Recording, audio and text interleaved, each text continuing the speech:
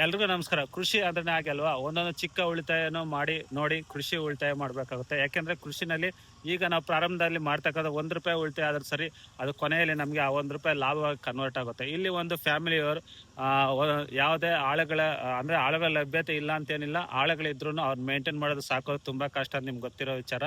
ಇಲ್ಲಿ ಉಳಿತಾಯ ಮಾಡೋದಕ್ಕೆ ಯಾವ ರೀತಿ ಕೃಷಿನಲ್ಲಿ ಉಳಿತಾಯ ಮಾಡ್ಬೋದು ಮತ್ತು ಅವ್ರು ಒಂದೇ ಬೆಳೆ ನಂಬ್ಕೊಂಡಿರ ಈಗ ಸದ್ಯದ ಪರಿಸ್ಥಿತಿಯಲ್ಲಿ ಬೀನ್ಸ್ ಕೃಷಿಯ ಬಗ್ಗೆ ಮಾಹಿತಿ ಕೊಟ್ಟಿದ್ದಾರೆ.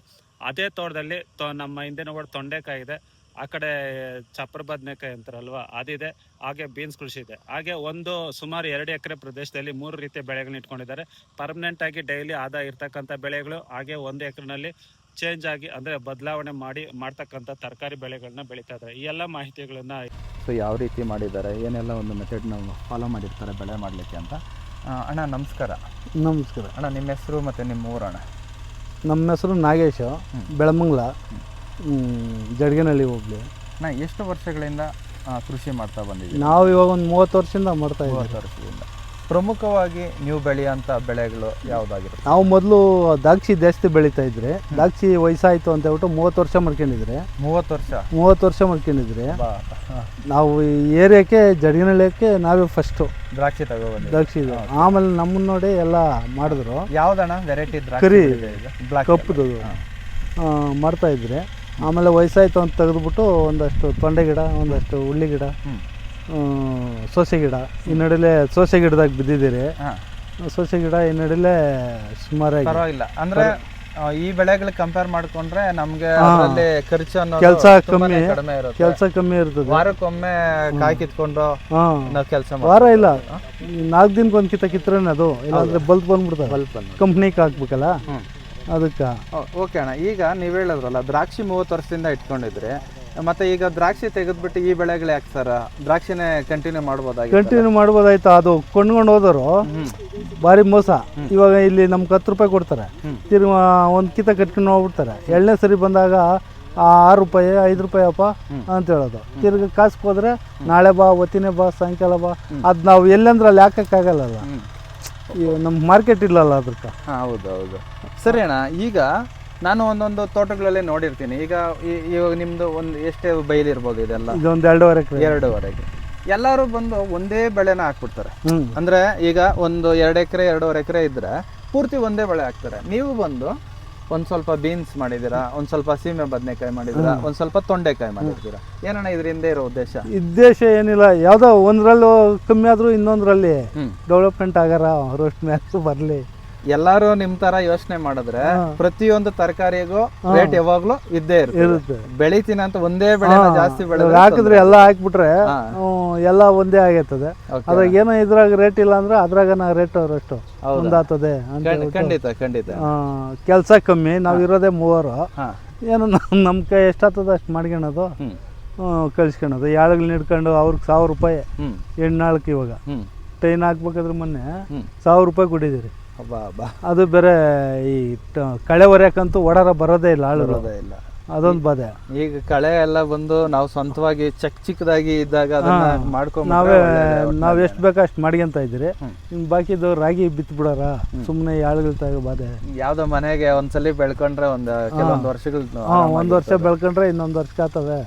ಏನೋ ನಮ್ ಕೈಯಾಗಂತದ್ದು ಮೂಣಿಗೆಂಡು ಮಾಡ್ಕೋಣ. ಸರಿ ಅಣ್ಣ, ಈಗ ಇನ್ನು ಬೀನ್ಸ್ ಬೆಳೆ ಮಾಡಿರ್ತೀರಲ್ವಾ, ಈ ಬೀನ್ಸ್ ಬೆಳೆ ಮಾಡ್ಲಿಕ್ಕೆ ಮೊದಲು ನೆಲ ತಯಾರಿ ಯಾವ ರೀತಿ ಮಾಡಿದ್ರಿ? ಅದೇ 4 ಥರ 5ನೇಗಳು ಹೊಡಿತೀರಿ. ಇವರಷ್ಟು ಭೂಮಿ ಚೆನ್ನಾಗಿ ಉಳುಮೆ ಮಾಡಿ, ಆಮೇಲೆ ರೋಟ್ರು ಹೊಡೆದು, ಆಮೇಲೆ ಬೆಡ್ ಕಟ್ಟಿ, ಬೆಡ್ ಗೊಬ್ಬರ ಹಾಕಿ. ಗೊಬ್ಬರಗಳು ಅಂದ್ರೆ ಇವಾಗ ತಿಪ್ಪೆ ಗೊಬ್ಬರ, ಇಂಡಿ ಕಾಂಪ್ಲೆಕ್ಸ್ ಅಷ್ಟು ಹಾಕಿ ಬೆಡ್ ಕಟ್ಟಿ ಪೇಪರ್ ಹಾಕಿ. ಸರಿ ಅಣ್ಣ, ಇದೆಲ್ಲ ಆಯ್ತಣ್ಣ. ಇದೆಲ್ಲ ಒಂದು ನೆಲ ತಯಾರಿ ಮಾಡ್ಕೊಳ್ತೀರಾ. ಅದಾದ್ಮೇಲೆ ಬಂದು ಇವಾಗ ನಾವು ಯಾವ ಬೆಳೆ ಮಾಡ್ಬೇಕು ಅಂತ ಯೋಚನೆ ಮಾಡಿರ್ತೀರಿ. ಆ ಬೆಳೆನಲ್ಲಿ ಬೇರೆ ಬೇರೆ ಬೇರೆ ವೆರೈಟಿಗಳೆಲ್ಲ ಇರ್ತದೆ. ನಾವು ಚೆನ್ನಾಗಿರೋ ಒಂದು ತಳಿನ ಆಯ್ಕೆ ಮಾಡ್ಕೊಬೇಕು. ನೀವು ಯಾವ ತಳಿ ಆಯ್ಕೆ ಮಾಡ್ಕೊಂಡಿದ್ದೀರಾ? ಅದೇ ನಾವು ಅದ್ಯಾವುದು ಮಲೆಡಿ ಅಂತ ಎಲ್ಲ ಹೆಸರುವತಿ ಮರ್ಲಿಡ ಜಾಸ್ತಿ ಹೆಸರುವಸಿ ಹೇಳ್ತಾನೆ ಅವ್ರೆ. ಮೊದಲು ನಾಟಿದ್ದೆ ಉಣ್ಕೊಂಡು ನಾಟಿದ್ದೆ ಬೆಳೀತಾ ಇದ್ರೆ, ಇದೇನೋ ಇವಾಗ ಹೊಸ ತಳಿ ಚೆನ್ನಾಗಿ ಕಾಯಿ ಬಿಡ್ತದೆ, ಕಡೆ ಗಂಟ ಒಂದೇ ಸೈಜು ಒಂದೇ ಅಳತೆ ಬರ್ತದೆ ಅಂತ ಹೇಳ್ಬಿಟ್ಟು ಮಾರ್ಕೆಟ್ ಅಲ್ಲೆಲ್ಲ ನೋಡೋದಾದ್ರೆ ಬೇಡಿಕೆ ಇರುವಂತ ತಳಿ ಇದೇನೆ. ಈಗ ಮೊದಲೆಲ್ಲ ಬಂದು ಈ ಟೈನ್ಗಳು ಹಾಕೋರು ಇದಕ್ಕೆಲ್ಲ ನೀವು ನೋಡಿರ್ತೀರ. ಈ ಟೈನ್ಗಳು ಬೆಲೆ ಇವಾಗ ಕೇಳೋಣ ಅಂತ ಹೇಳಿದ್ರೆ 200 ರೂಪಾಯಿ ಭಯ ಆಗ್ತದೆ. ಇದು ಹೆಂಗಣ ಲೆಕ್ಕಾಚಾರ? ಇದು ಒಂದು ಕಟ್ಟು 1/4 kg ಏನೋ ಬರ್ತದೆ ಅದು ಕಟ್ಟು 60 ರೂಪಾಯಿ. 60 ರೂಪಾಯಿ. ಈ 1 ಎಕರೆಕ ಒಂದು 30 ಕಟ್ಟಾದ್ರೆ ಓಡಾಯ್ತು. 30 ಕಟ್ಟಾದ್ರೆ ಆಗೋಗ್ತದ? 30 ಕಟ್ಟ 2000 ರೂಪಾಯಿ. 2000 ರೂಪಾಯಿ. ಒಂದು 60 ರೂಪಾಯಿ ಅಂದ್ರೆ 30 ಕಟ್ಗೆ ಎಷ್ಟಾಯ್ತಣ್ಣ? 1800 ರೂಪಾಯಿ. 1800 ರೂಪಾಯಿ.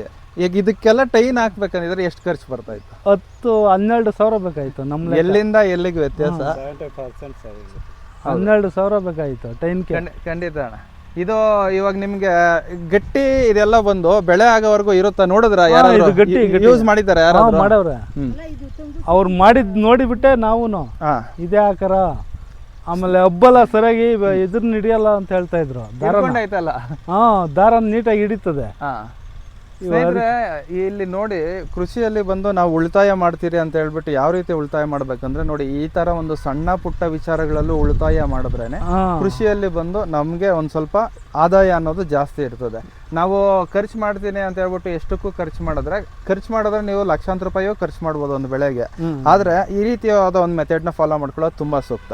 ಇದ್ರ ಜೊತೆಗೆ ಅಣ್ಣ, ಈಗ ಬೆಳಗ್ಗೆಯಿಂದ ಪಾಪ ನಿಮ್ಗೆ ಬೆಳಗ್ಗೆ ಬಂದು ನಾವು ಡಿಸ್ಟರ್ಬ್ ಮಾಡ್ತಾ ಇದೀವಿ. ಬೆಳಗ್ಗೆ ಏನೋ ಕಳೆ ಎಲ್ಲ ಕ್ಲೀನ್ ಮಾಡ್ತಾ ಇದೀರಾ. ಹೆಂಗಣ್ಣ ಬೆಳಗ್ಗೆ ಎದ್ದು ಬಂದು ತೋಟದಲ್ಲಿ ಏನಾದ್ರು ಒಂದ್ ಕೆಲಸ ಮಾಡೇ ಮಾಡ್ತೀರಾ? ಬೆಳಗ್ಗೆ ಅದೇ ನಮ್ ಕೆಲಸ, ಏನ್ ಬೇರೆ ಉದ್ಯೋಗ ಏನಿಲ್ಲಲ್ಲ. ಬೇರೆ ಬಂದು ಬೆಳಗ್ಗೆ ನಾವು ಇದೇ ಕೆಲಸ ಮಾಡ್ತಾ ಇರೋದು. ಯಾವ್ದೋ ಒಂದು ಚಿಕ್ಕದಾಗ ಒಂದು ಇದ್ ಮಾಡ್ಕೊಂಡಿದೀರಾ, ಅದ್ರ ಬಗ್ಗೆ ಒಂದ್ ಹೇಳ್ತೀರಾ ಸ್ವಲ್ಪ?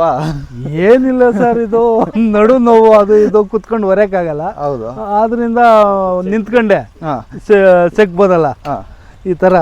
ಸುಮ್ಮನೆ ಮೈ ಕೈ ನೋವಿರಲ್ಲ, ಅದಕ್ಕ ಈ ತರ ಪ್ಲಾನ್ ಯಾರೋ ಒಬ್ರು ಮಾಡಿದ್ರು, ಅದನ್ನ ನಾವು ನೋಡಿ ಬಂದು. ಹೌದಣ್ಣ, ಒಬ್ಬರಿಂದ ಒಬ್ಬರಿಗೆ ಇನ್ಫಾರ್ಮೇಶನ್. ಇವಾಗ ಆ ಸೈಕಲ್ ಚಕ್ರದಲ್ಲಿ ಮಾಡಿದ್ರು, ಅದು ತೊಳ್ಳೋದ್ ಬಾಧೆ ಸೈಕಲ್ ಚಕ್ರದಲ್ಲಿ.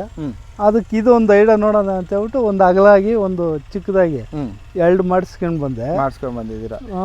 ಹೆಂಗೆ ಕೆಲಸ ಎಲ್ಲ ಆರಾಮಾಗಿದೆ ಈಗ ಅಣ್ಣ? ಸುಮಾರು ತೋಟಗಳಲ್ಲಿ ನಾವು ನೋಡ್ತೀರಿ, ಇದೆಲ್ಲ ಪೊದೆ ಆಗೋಗಿರ್ತದೆ ಈ ಗಿಡಗಳ ಸಾಲುಗಳ ಮಧ್ಯದಲ್ಲೇ. ಹೆಂಗಣ ಹಂಗ ಬೆಳೆಸ್ಬಿಟ್ಟು ಒರೆಸೋದು, ಕಳೆ ಮದ್ದು ಹೊಡಿಯೋದ್ ಒಳ್ಳೇದಾ? ಚಿಕ್ಕದಾಗಿದ್ದಾಗ ಈ ತರ ಮಾಡೋದು? ಚಿಕ್ಕದಾಗಿದ್ದಾಗೆ ಕಟ್ ಮಾಡೋದೇ ವಾಸಿ ಅಲ್ಲ. ಕಟ್ ಮಾಡೋದೇ ವಾಸಿ. ಅಷ್ಟು ಬೆಳೆದ್ಮೇಲೆ ಏನ್ ಸುಮ್ನೆ ಅದು ತಿರ್ಗಾ ಮೊಳಕೆ ಬಂದು ತಿರ್ಗಾ ಬೆಳೆದು ಒಣ ಆಗಿ ಅದೊಂದು ಕಳಿಯೋದು ಬದೆ. ಬೀಜ ಆಗ್ಬಿಟ್ರೆ ಬೀಜ ಉದ್ರಕ್ ಮೊದ್ಲು ಕೆಲಸ ಮುಗಿಸ್ಬಿಡ್ಬೇಕು. ಅವಾಗ ನಮ್ಮ ನೆಕ್ಸ್ಟ್ ಬೆಳೆನಲ್ಲಿ ಕಳೆನೇ ಇರಲ್ಲ ಅಷ್ಟೇ. ನೋಡಿದ್ರಲ್ಲ ಸ್ನೇಹಿತರೆ, ಈ ತರ ಬೆಳಿಗ್ಗೆ ಎದ್ದು ಬಂದು ಇವತ್ತು ತೋಟದಲ್ಲಿ ಏನ್ ಕೆಲಸ ಇಲ್ಲ, ಔಷಧಿ ಹೊಡೆಯೋದು, ಗೊಬ್ಬರ ಬಿಡೋದು, ನೀರು ಬಿಡೋದು ಮಾತ್ರ ಅಲ್ಲ ತೋಟದ ಕೆಲಸ. ಕೃಷಿ ಅಂತ ಹೇಳಿದ್ರೆ ಪ್ರತಿದಿನ ಬೆಳಿಗ್ಗೆ ಬಂದು ನಮ್ಮ ಮಕ್ಕಳನ್ನ ಯಾವ ರೀತಿ ಬೆಳಿಗ್ಗೆ ಎಬ್ಬಿಸಿ ನಾವು ಮಾತಾಡಿಸಿ ಏನಪ್ಪ ಹೆಂಗಿದೀಯಾ ಅಂತೆಲ್ಲ ಮಾತಾಡಿ, ಆರಾಮಾಗಿದೆಯಾ ಅಂತೆಲ್ಲ ಕೇಳೋ ಥರನೇ ಬಂದು ಬೆಳೆನೂ ಅಷ್ಟೇ ಬೆಳಗ್ಗೆ ಎದ್ದು ಬಂದು ಅದನ್ನ ಮಾತಾಡಿಸ್ಕೊಂಡಂಗೆ, ಅಂದರೆ ಅದನ್ನ ನೋಡಿದ್ರೇ ಅದನ್ನ ಮಾತಾಡಿಸ್ದಂಗೆ ನಿಮ್ಮಲ್ಲಿ ಏನು ಬದಲಾವಣೆ ಆಗಿದೆ ಅಂತ ಅದನ್ನೆಲ್ಲ ನೋಡಿಕೊಂಡು ಅದು ಆಮೇಲೆ ಸಣ್ಣ ಪುಟ್ಟ ಇರೋ ಕೆಲಸಗಳನ್ನ ನೋಡಿದ್ರೆ ಖಂಡಿತ ಕೃಷಿಯಲ್ಲಿ ಉಳಿತಾಯನೂ ಆಗುತ್ತೆ, ಬೆಳೆನೂ ಅಷ್ಟೇ ಚೆನ್ನಾಗಿ ಬರ್ತದೆ. ಕರೆಕ್ಟೇನಣ್ಣ? ಓಕೆ ಅಣ್ಣ, ಇವಾಗ ಎಷ್ಟು ದಿನ ಆಗದೆ ಈ ಬೆಳೆಕ? ಇವಾಗ 20 ದಿವಸ ಆಯ್ತು. 20 ದಿವಸ ಬೆಳೆಗೆ ಇವಾಗ ಎಷ್ಟು ದಿನ ಆಗಿದೆ? ತಿಂಗಳ ಮೇಲೆ 10 ದಿವಸ ಆಗಿದೆ. 10 ದಿವಸ ಆಗಿದೆ ಅಣ್ಣ. ಈಗ ನೀವು ಮೊದಲನೇ ಬಾರಿ ಹಾಕಿರೋದಂತ ಇದ್ದೀರಾ, ಹೆಚ್ಚಿನ ಮಾಹಿತಿ ನಿಮ್ಮ ಹತ್ರ ನಾವು ಇದು ಮಾಡೋಕ್ಕಾಗಲ್ಲ. ಬೆಳೆನ ಚೆನ್ನಾಗಿ ಮಾಡ್ರೆ ಆಮೇಲೆ ಇನ್ನೊಂದೇನಂತ ಹೇಳಿದ್ರೆ ಗೊಬ್ಬರಗಳು, ಔಷಧಿಗಳು ಲೆಕ್ಕಾಚಾರಕ್ಕೆ ಬಂದ್ರೆ ಎಷ್ಟು ದಿನಕ್ಕೆ ಒಂದ್ಸಲಿ ಗೊಬ್ಬರ ಕೊಡ್ತೀರಾ? ನಾವು ಇವಾಗ 15 ದಿವಸಕ್ಕೊಂದೊಂದ್ಸರಿ ಬಿಡ್ತಾ ಇದ್ರಿ. 15 ದಿವಸಕ್ಕೊಂದ್ಸಲಿ. ಔಷಧಿಗಳಣ್ಣ? ಔಷಧಿಗಳು ಇವಾಗ ವಾರಕ್ಕೊಂದ್ಸರಿ, ವಾರಕ್ಕೆ 2 ಸರಿ ಆಗೈತದ ಒಂದೊಂದು ಟೈಮು. ವಾರಕ್ಕೊಂದ್ಗೆ ಪಕ್ಕ ಹೊಡಿತಾ. ಬೆಳೆಗೆ ತೊಂದರೆ ಹೆಂಗಿದ್ರೆ ಹಂಗೆಲ್ಲ ಮಾಡ್ತೀರಾ? ಓಕೆ ಅಣ್ಣ, ನಿಮ್ಗೆ ತಿಳಿದಿರೋ ಅಂತ ಒಂದು ಪುಟ್ಟ ಮಾಹಿತಿನ ನಮ್ಮ ಜೊತೆ ಹಂಚ್ಕೊಂಡಿದ್ದೀರಾ. ಫಸ್ಟ್ ಟೈಮ್ ಬೆಳೆ ಮಾಡ್ತಾ ಇದ್ದೀನಿ ಬೀನ್ಸ್, ಈ ಬೀನ್ಸ್ ಅಂತ ಹೇಳ್ತಾ ಇದ್ದೀರಾ. ಮೊದಲು ದಿವಸ ಆಯ್ತು ದ್ರಾಕ್ಷಿ ಕಿತ್ತಾಗ. ಅಲ್ಲ, ನಾಟಿ ಬೀನ್ಸ್ ಬೆಳೀತಾ ಇದ್ದೀನಿ ಅಂತ ಹೇಳಿದ್ರೆ ಇದು ಬಂದು ಗ್ರೀನ್ ಬೀನ್ಸ್ ಅಂತ ಹೇಳ್ತಾರೆ. ಇದೆ ಫಸ್ಟ್. ಒಂದ್ಸಲಿ ನಿಮ್ಗೆ ಇದು ಅನುಭವ ಆದ್ರೆ ನೆಕ್ಸ್ಟ್ ನೀವು ಇದನ್ನೇ ಬೆಳಿತೀರಾ. ನೀಟಾಗಿ ಇದೇ ರೀತಿನೇ ಬೆಳೆನ ಕಾಪಾಡ್ಕೊಳ್ರಿ ಅಣ್ಣ. ನಮ್ ಕಡೆಯಿಂದ ಒಂದು ಸಜೆಷನ್ ಹೇಳೋದಾದ್ರೆ ಮುಖ್ಯವಾಗಿ ಇದಕ್ಕೆ ಬಂದು ಇಲ್ಲಿಂದ ಆಚೆಗೆ ಈ ಗಾಳಿ ವಾತಾವರಣದಲ್ಲಿ ಸ್ವಲ್ಪ ಉಂಗೆ ಹುಳ ಜಾಸ್ತಿ ಬೀಳ್ತದೆ. ಅದ್ರ ಜೊತೆಗೆ ರಂಗೋಲಿ ಜಾಸ್ತಿ ಇರ್ತದೆ. ಇನ್ನು ಥ್ರಿಪ್ಸು ಅದೆಲ್ಲ ಬಂದು ಒಂದು ಸ್ವಲ್ಪ 50-50 ಇರ್ತದೆ. ಬೇಸಿಗೆನಲ್ಲಿ ಇದ್ದಂಗೆ ತೊಂದರೆ ಇರೋದಿಲ್ಲ. ಜೊತೆಗೆ ಬಂದು ಫ್ಲವರ್ ಡ್ರಾಪ್ ಅನ್ನೋದು ಒಂದು ಸ್ವಲ್ಪ ಕಾಣಿಸ್ಕೊಳ್ಳುತ್ತೆ. ತೇವಾಂಶ ಜಾಸ್ತಿ ಆದರೆ ಜೊತೆಗೆ ರೋಗ ಇದಿಷ್ಟು ಇವಾಗ ಮುಂದಿನ ದಿನಗಳಲ್ಲಿ ಇದಕ್ಕೆ ಬರ್ತದೆ. ಅದನ್ನು ನೀಟಾಗಿ ನೋಡ್ಕೊಳ್ಳಿ. ಇದು ನಮ್ಮ ಕಡೆಯಿಂದ ಒಂದು ನಿಮಗೆ ಸಜೆಷನ್ ಅಂದ್ಕೊಳ್ಳಿ. ಇಷ್ಟೆಲ್ಲ ಒಂದು ಪುಟ್ಟ ಮಾಹಿತಿ ನಮ್ಮ ಜೊತೆ ಹಂಚ್ಕೊಂಡಿದ್ದಕ್ಕೆ ನಿಮಗೆ ನಮ್ಮ ಕಡೆಯಿಂದ ಧನ್ಯವಾದ.